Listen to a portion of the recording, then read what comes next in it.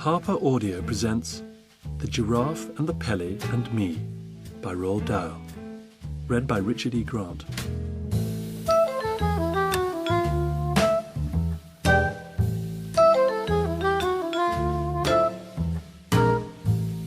Not far from where I live, there is a queer old empty wooden house standing all by itself on the side of the road. I long to explore inside it, but the door is always locked, and when I peer through the window, all I can see is darkness and dust. I know the ground floor used once to be a shop, because I can still read the faded lettering across the front which says, "The Grubber." My mother has told me that in our part of the country, in the olden days, a grubber was another name for a sweet shop, and now every time I look at it, I think to myself, what a lovely old sweet shop it must have been. On the shop window itself, someone has painted in white the words, "For Sale." One morning, I noticed that "For Sale" had been scraped off the shop window, and in its place somebody had painted "Sold." I stood there staring at the new writing and wishing like mad that it had been me who had bought it, because then I would have been able to make it into a grubber all over again. I've always longed and longed to own a sweet shop. The sweet shop of my dreams would be loaded from top to bottom with sherbet suckers and caramel fudge and Russian toffee and sugar snorters and butter gumballs and thousands of other glorious things like that. Oh boy, what I couldn't have done with that old grubber shop if it had been mine.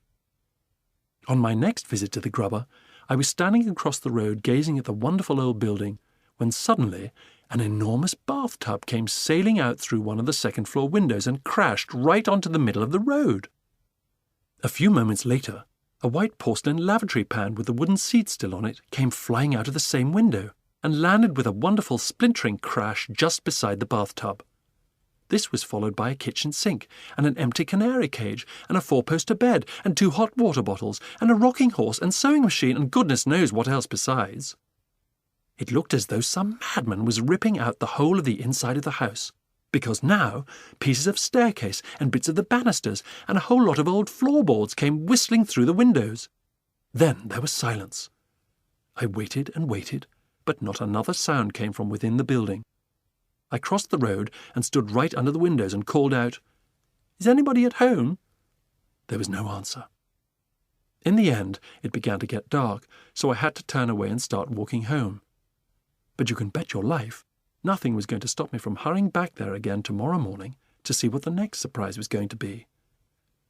When I got back to the grubber house the next morning, the first thing I noticed was the new door. The dirty old brown door had been taken out, and in its place someone had fitted a brand new red one. The new door was fantastic. It was twice as high as the other one had been, and it looked ridiculous. I couldn't begin to imagine who'd want a tremendous tall door like that in this house, unless it was a giant. As well as this, somebody had scraped away the sold notice on the shop window, and now there was a whole lot of different writing all over the glass. I stood there reading it and trying to figure out what on earth it all meant. The Ladderless Window Cleaning Company. Get your windows cleaned without a lot of dirty ladders leaning against your house. I tried to catch some sign or sound of movement inside the house, but there was none, until all of a sudden, out of the corner of my eye, I noticed that one of the windows on the top floor was slowly beginning to open outwards. Then a head appeared at the open window. I stared at the head. The head stared back at me with big, round, dark eyes. Suddenly, a second window was flung wide open, and of all the crazy things, a gigantic white bird hopped out and perched on the windowsill. I knew what this one was because of its amazing beak, which was shaped like a huge orange-coloured basin. The pelican looked down at me and sang out, "Oh, how I wish for a big fat fish, I'm as hungry as ever could be. A dish of fish is my only wish, how far away from the sea." "We are a long way from the sea," I called back to him, "but there is a fishmonger in the village not far away." "A fish what?" "A fishmonger." "Now what on earth would that be?" asked the pelican. I have heard of a fish pie, and a fish cake, and a fish finger, but I have never heard of a fishmonger. Are these mongers good to eat?" This question baffled me a bit, so I said, "Who is your friend in the next window?" "She is the giraffe," the pelican answered. "Is she not wonderful? Her legs are on the ground floor, and her head is looking out of the top window." As if all this wasn't enough, the window on the first floor was now flung wide open, and out popped a monkey. The monkey stood on the windowsill and did a jiggly little dance. He was so skinny he seemed to be made out of only furry bits of wire, but he danced wonderfully well, and I clapped and cheered and did a little dance myself in return. "We are the window cleaners," sang out the monkey. "We will polish your glass till it's shining like brass, till it sparkles like sun on the sea. We are quick and polite, we will come day or night, the giraffe and the Pelly and me. We're a fabulous crew, we know just what to do, and we never stop work to drink tea. All your windows will glow when we give them a go, the giraffe and the Pelly and me. We use water and soap, plus some kindness and hope, but we never use ladders, not we. Who needs ladders at all when you're 30 feet tall? Not giraffe and not Pelly, not me." I stood there enthralled. Then I heard the giraffe saying to the pelican in the next window, "Pelly, my dear, be so good as to fly down and bring that small person up here to talk to us." At once the pelican spread his huge white wings and flew down onto the road beside me. "Hop in," he said, opening his enormous beak.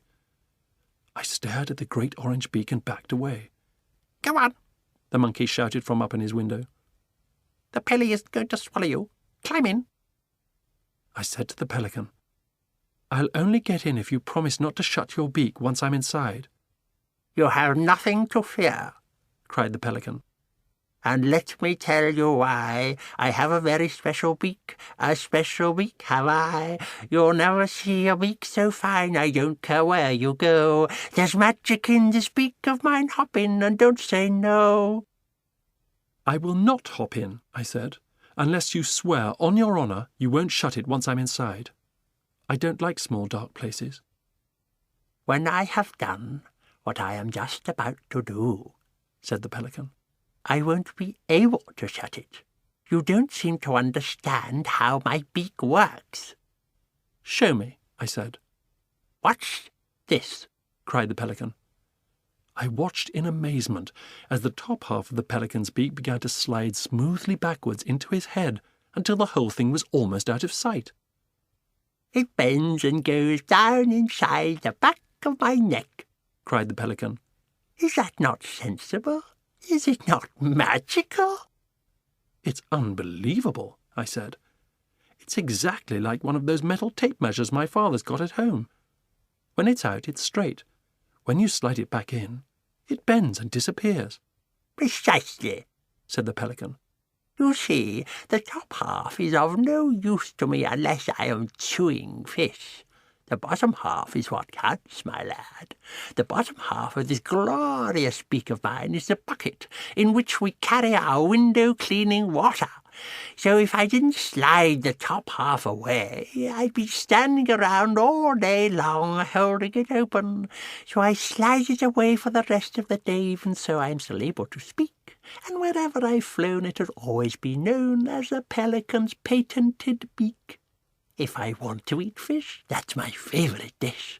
All I do is I give it a tweak. In the blink of an eye, out it pops and they cry, "It's the pelican's patented beak."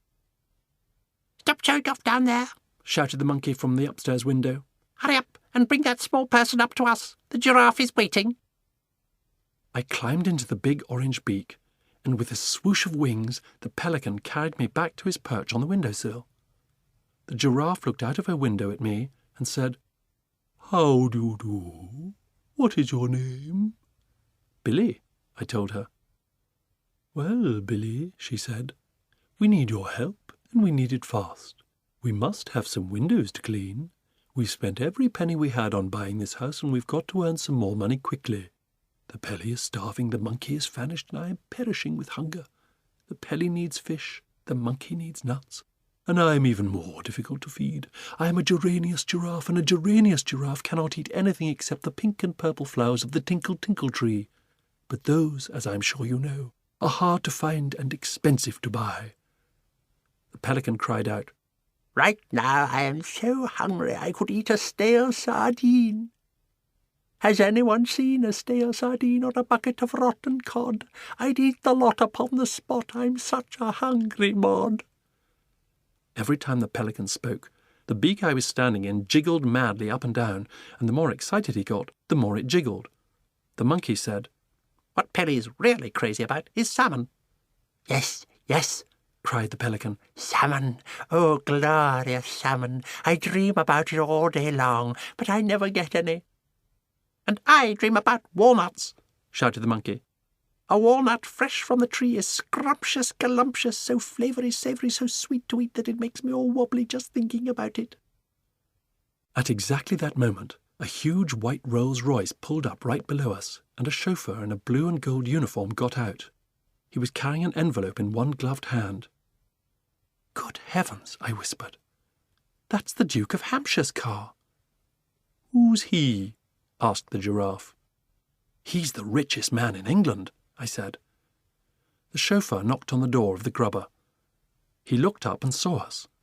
He saw the giraffe, the Pelly, the monkey, and me, all staring down at him from above, but not a muscle moved in his face, not an eyebrow was raised.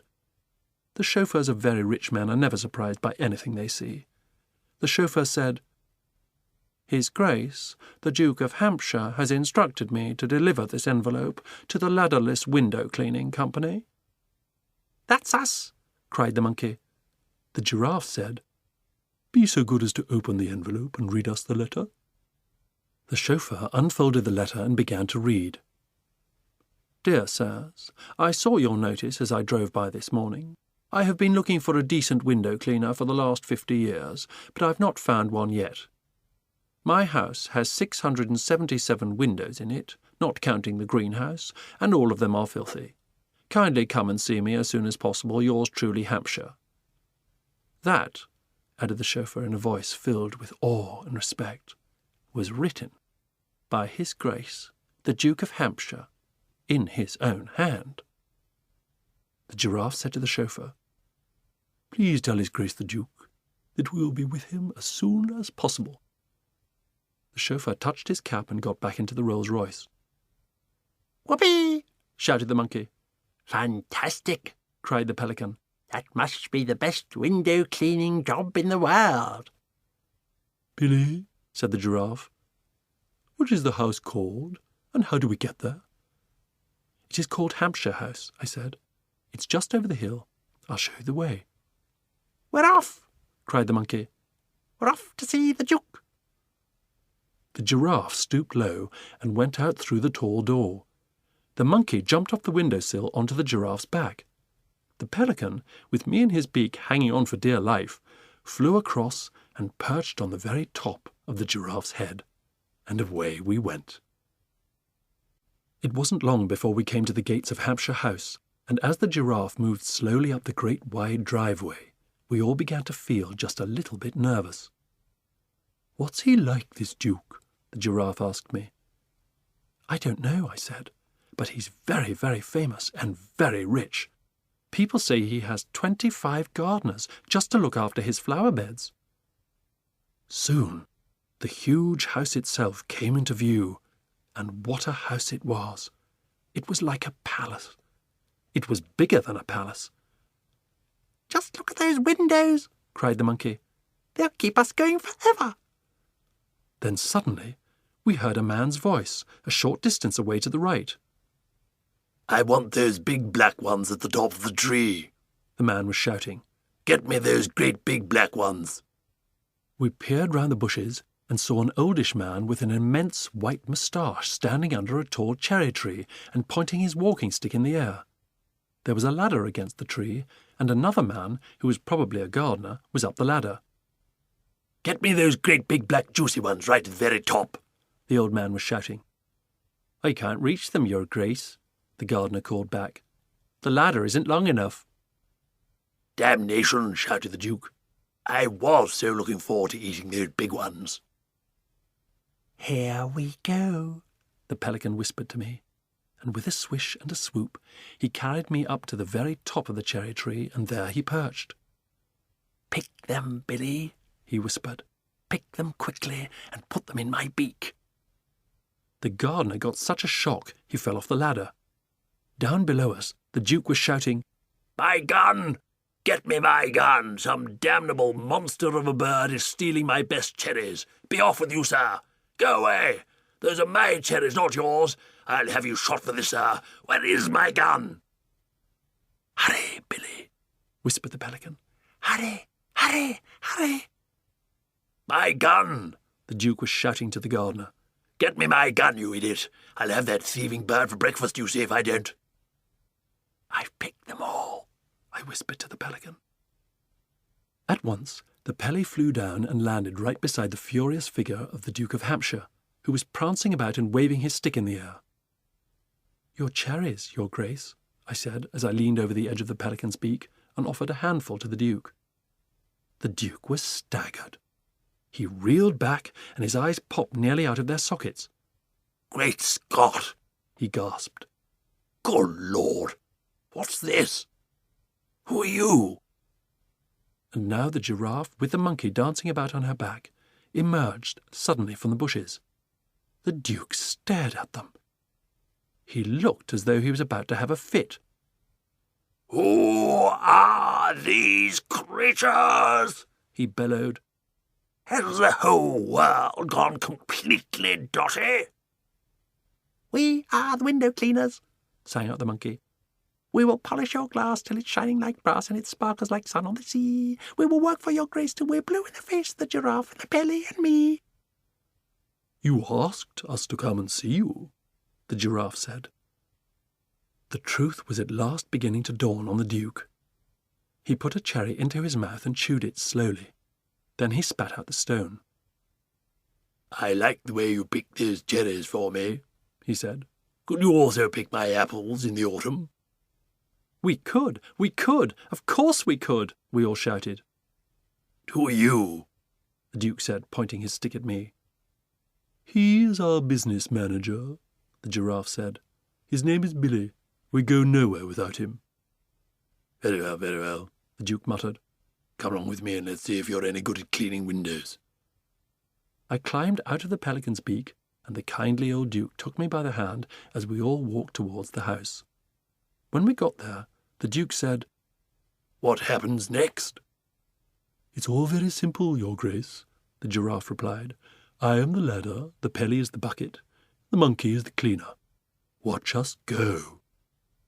With that, the famous window-cleaning gang sprang into action. The monkey jumped down from the giraffe's back and turned on the garden tap. The pelican held his great beak under the tap until it was full of water. Then, with a wonderful springy leap, the monkey leapt up once again onto the giraffe's back. From there, he scrambled as easily as if he were climbing a tree up the long, long neck of the giraffe until he stood balancing on the very top of her head. The pelican remained standing on the ground beside us, looking up at the giraffe. We'll do the top floor first, the giraffe shouted down. Bring the water up, please. The Duke called out, Don't worry about the 2 top floors. You can't reach them anyway. Who says we can't reach them? The giraffe called back. I do, the Duke said firmly. I'm not having any of you risking your silly necks round here. If you wish to be friends with a giraffe, never say anything bad about its neck. Its neck is its proudest possession. What's wrong with my neck? Snapped the giraffe. Don't argue with me, you foolish creature, cried the Duke. If you can't reach it, you can't reach it, and that's the end of it. Now get on with your work. Your Grace, the giraffe said, giving the Duke a small, superior smile. There are no windows in the world I cannot reach with this magical neck of mine. The monkey, who was dancing about most dangerously on the top of the giraffe's head, cried out, Show him, Giraffe. Go on and show him what you can do with your magical neck. The next moment, the giraffe's neck, which heaven knows was long enough already, began to grow longer and longer and longer and longer and higher and higher and higher until at last the giraffe's head with the monkey on top of it was level with the windows of the top floor. The giraffe looked down from her great height and said to the Duke, "How's that?" The Duke was speechless. So was I. It was the most magical thing I had ever seen, more magical even than the pelican's patented beak. Up above us, the giraffe was beginning to sing a little song, but she sang so softly I could hardly catch the words. I think it went something like this. My neck can stretch terribly high, much higher than eagles can fly. If I ventured to show just how high it would go, you'd lose sight of my head in the sky.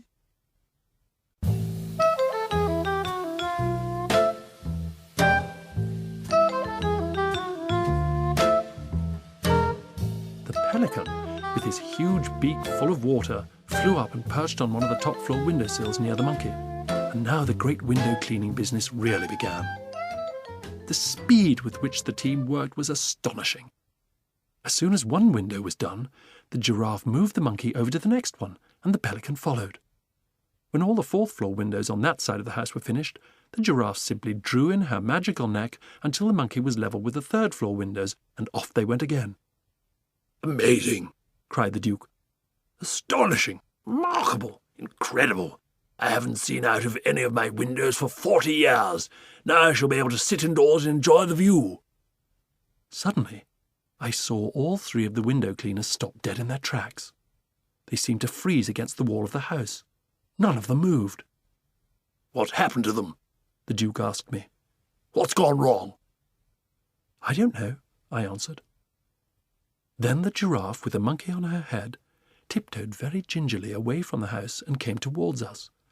The pelican flew with them. The giraffe came up very close to the Duke and whispered, "Your Grace, there is a man in one of the bedrooms on the third floor. He is opening all the drawers and taking things out. He's got a pistol." The Duke jumped about a foot in the air. Which room? He snapped. Show me at once.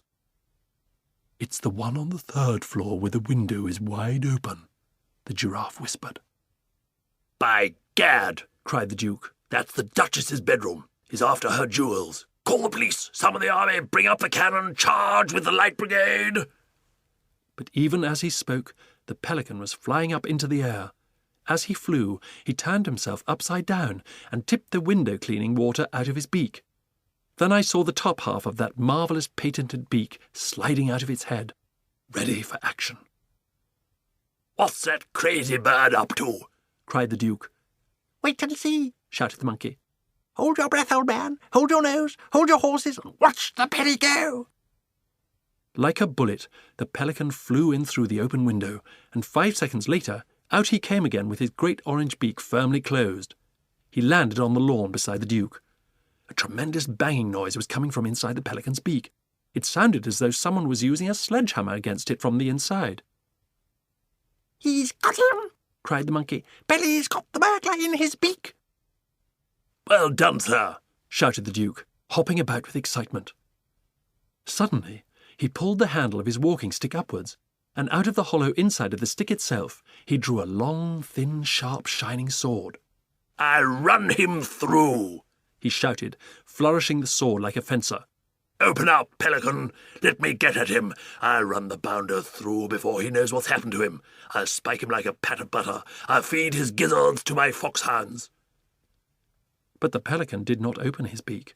He kept it firmly closed and shook his head at the Duke. The giraffe shouted, "The burglar is armed with a pistol, Your Grace. If Pelly lets him out now, he'll shoot us all." He can be armed with a machine gun for all I care, bellowed the Duke, his massive moustaches bristling like brushwood. I'll handle the blighter.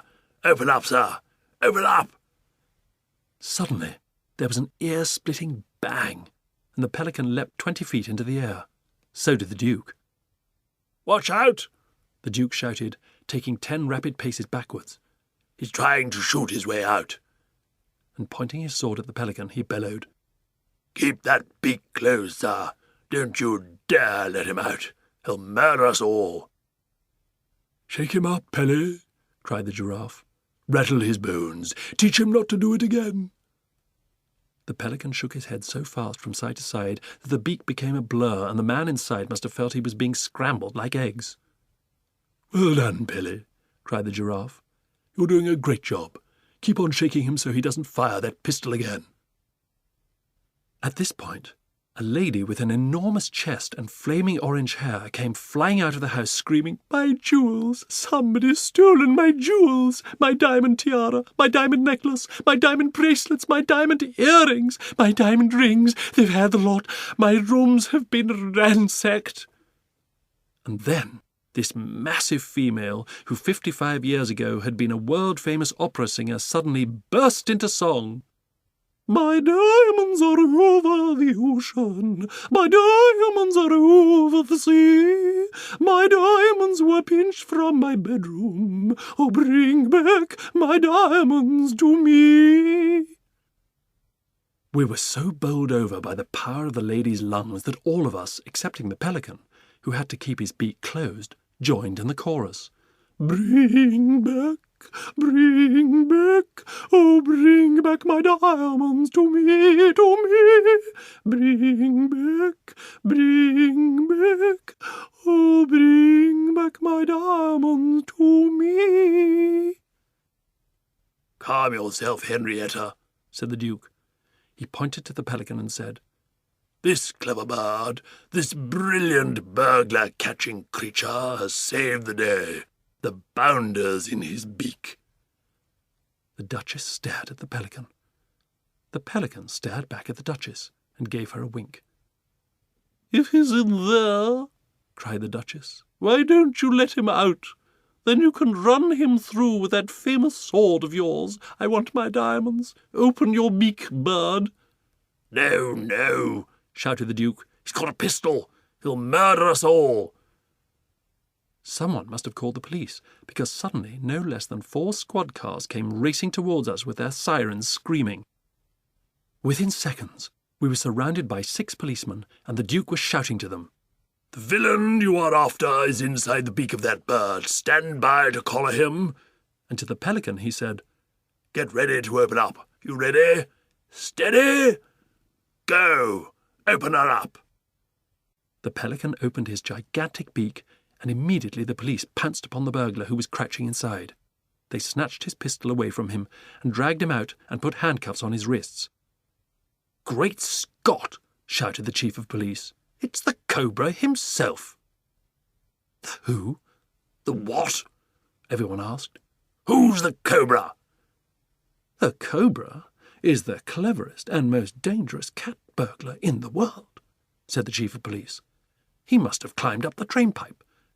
The Cobra can climb up anything." "My diamonds!" screamed the Duchess. "I want my diamonds! Where are my diamonds?" "Here they are," cried the chief of police, fishing great handfuls of jewellery from the burglar's pockets. The Duchess was so overcome with relief that she fell to the ground in a faint. When the police had taken away the fearsome burglar known as the Cobra, and the fainting Duchess had been carried into the house by her servants, the old Duke stood on the lawn with the Giraffe, the Pelican, the monkey, and me. "Look!" cried the monkey. "That rotten burglar's bullet has made a hole in poor Pelly's beak." "That's done it," said the Pelican. "Now it won't be any use for holding water when we clean the windows." "Don't you worry about that, my dear Pelly," said the Duke, patting him on the beak. "My chauffeur will soon put a patch over it the same way he mends the tires on the rails. Right now we have far more important things to talk about than a little hole in the beak." We stood there waiting to see what the Duke was going to say next. "Now listen to me, all of you," he said. "Those diamonds were worth millions, millions and millions, and you have saved them." The monkey nodded, the Giraffe smiled, the Pelican blushed. "No reward is too great for you," the Duke went on. "I'm therefore going to make you an offer which I hope will give you pleasure. I hereby invite the Giraffe, and the Pelican, and the monkey to live on my estate for the rest of their lives. I shall give you my best and largest hay barn as your private house, Central heating, showers, kitchen, and anything else you desire for your comfort will be installed. In return, you will keep my windows clean and pick my cherries and my apples. If the pelican is willing, perhaps he will also give me a ride in his beak now and again."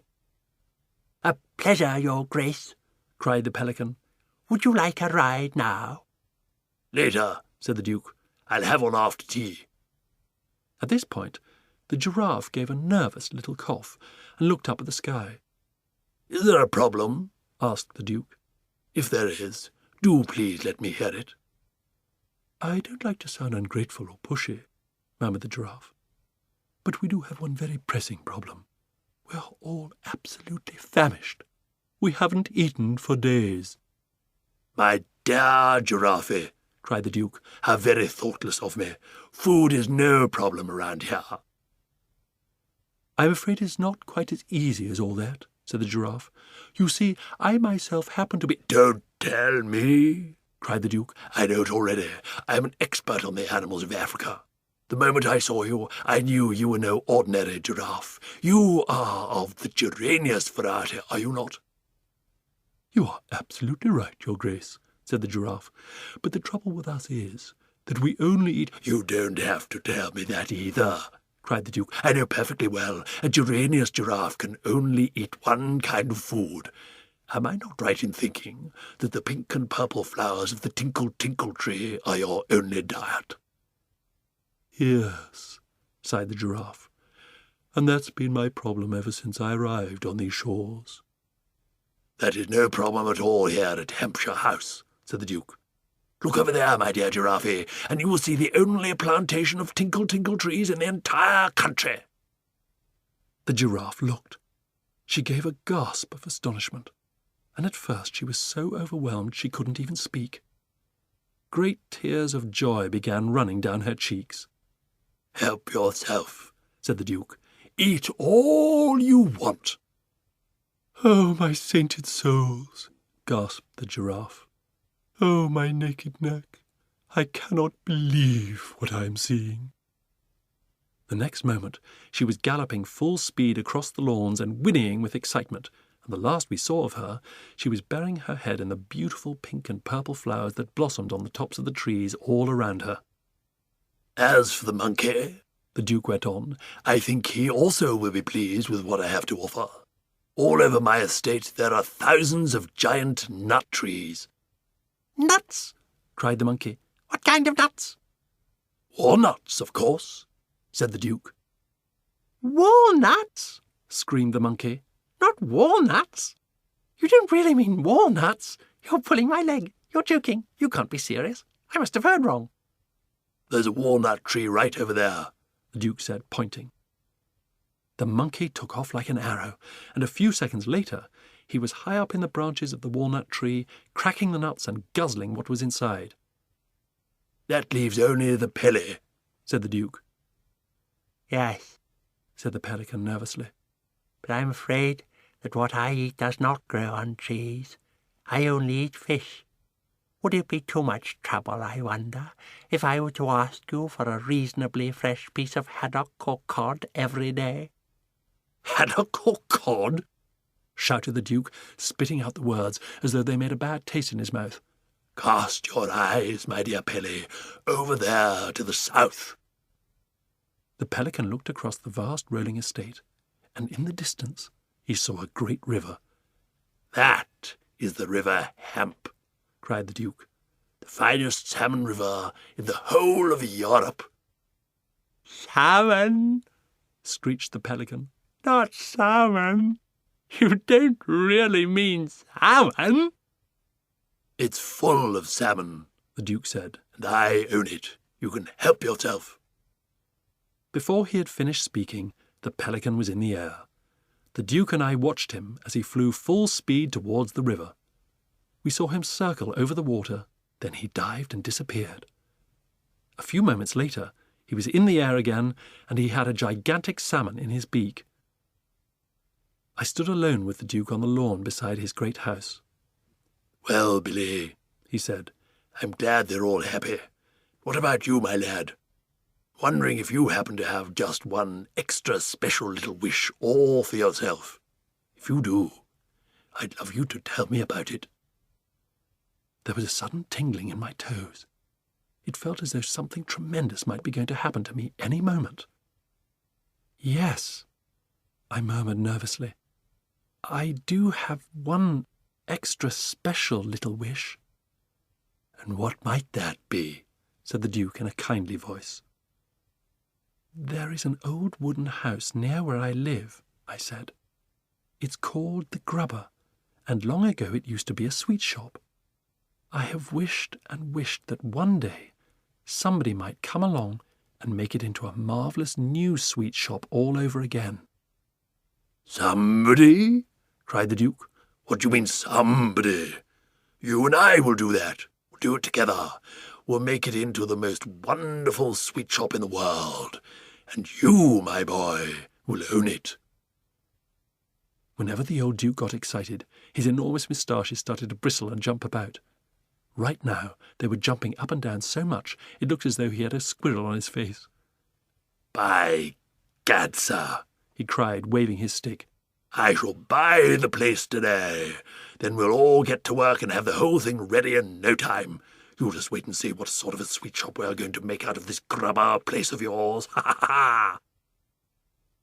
It was amazing to see how quickly things began to happen after that. There was no problem about buying the house, because it was owned by the Giraffe and the Pelly and the monkey, and they insisted upon giving it to the Duke for nothing.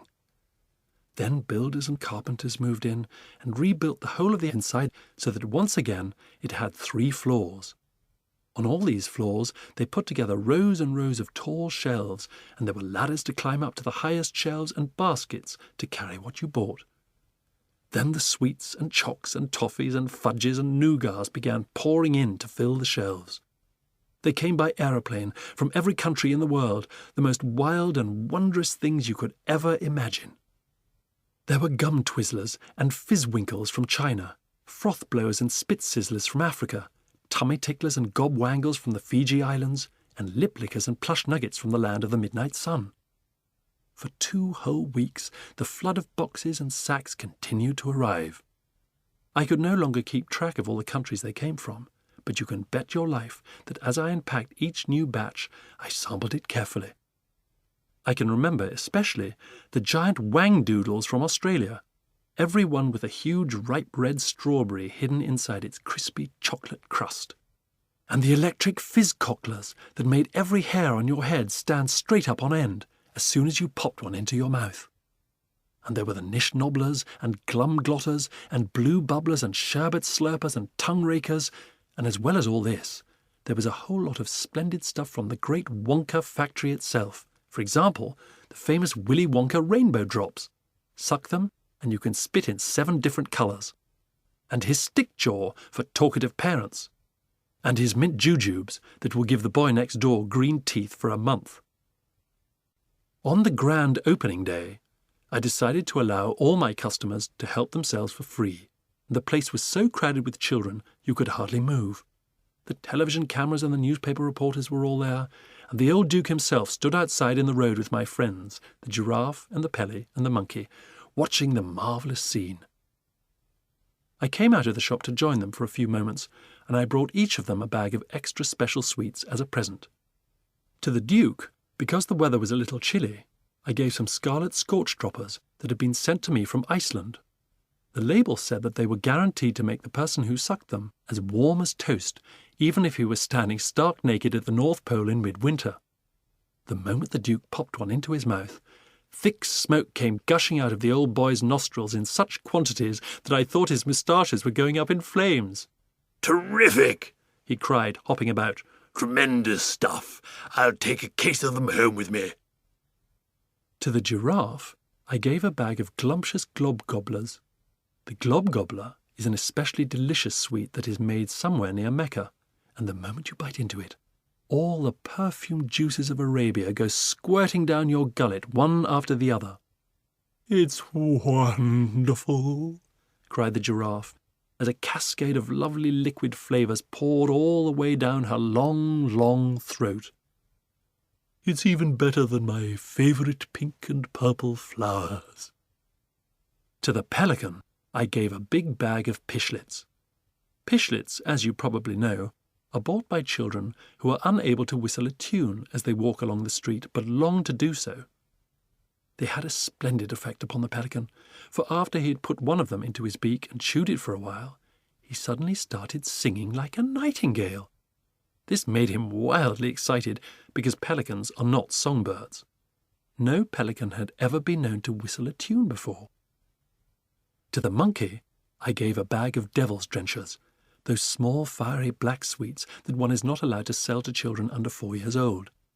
When you have sucked a devil's drencher for a minute or so, you can set your breath alight and blow a huge column of fire 20 feet into the air.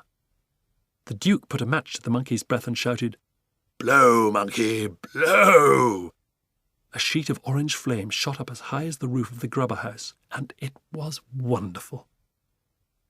"I've got to leave you now," I said. "I must go and look after my customers in the shop." "We must go too," said the giraffe. "We have 100 windows to clean before dark." I said goodbye to the Duke, and then one by one I said goodbye to the 3 best friends I had ever had. Suddenly, we all became very quiet and melancholy, and the monkey looked as though he was about to cry as he sang me a little song of farewell. "We have tears in our eyes as we wave our goodbyes. We so loved being with you, we 3. So do please now and then come and see us again, the giraffe and the Pelly and me. All you do is to look at a page in this book, because that's where we always will be. No book ever ends when it's full of your friends, the giraffe and the Pelly and me."